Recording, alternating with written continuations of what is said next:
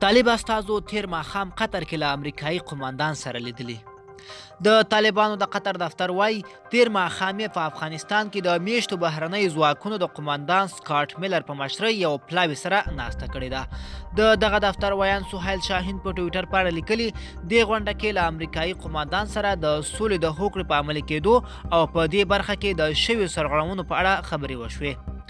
تیر ماښام د سیاسي دفتر د هیئت او جنرال میلر تر مشرۍ لاندې د هیئت ترمنځ د توافقنامې د تطبیق او په دې برخه کې د شویو سرغړونو په اړه تفصیلي ناسته وشوه. په ناسته کې په هغو بریدونو او چاپو هم جدي خبرې وشوې چې په غیر جنگي سیمو کې ترسره شوي او د مخنیوي غوښتنه یې وشوه. ښاغلی شاهین وایي دوی په غیر جنگي سیمو کې د چاپو او بریدونو په اړه هم د امریکایي پلاوي ته وویل او له هغوی نه یې د داسې بریدونو د درېدو غوښتنه وکړه. پرون طالبان وویل چې افغان او امریکایي ځواکونو د بدخشان په وردوج کې بمبارۍ کړې چې لسګونه ملکي کورونه یې ویجاړ کړي دي.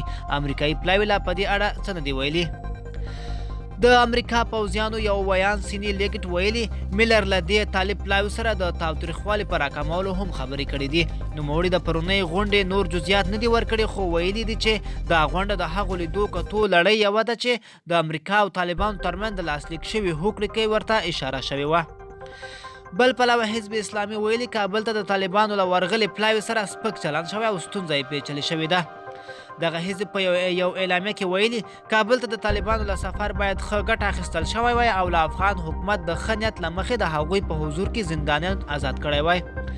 په اعلامیه کې راغلي کله چې د طالبانو پلاوي له کابله ناراضه ستون شو نو حکومت د امریکا سفارت په غوښتنه د هغو د زندانیانو آزادول پیل کړل.